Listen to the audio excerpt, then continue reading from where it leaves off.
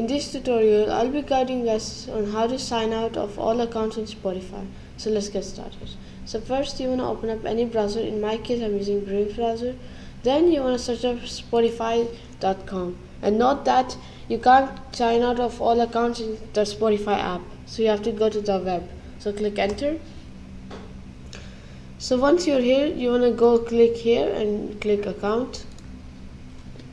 So once you're in account, you have to click this option, account overview.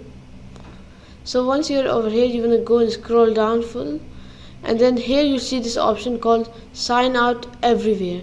So this would mean you will sign out of your phone, like everywhere this account is logged in. So you have to click over here, but in my case I don't want to click over here because I don't want to sign out of everywhere. So if you guys want to sign out, you can click over here. So that's it for this tutorial. I hope it helped you out, and I'll be seeing you next time. Peace out.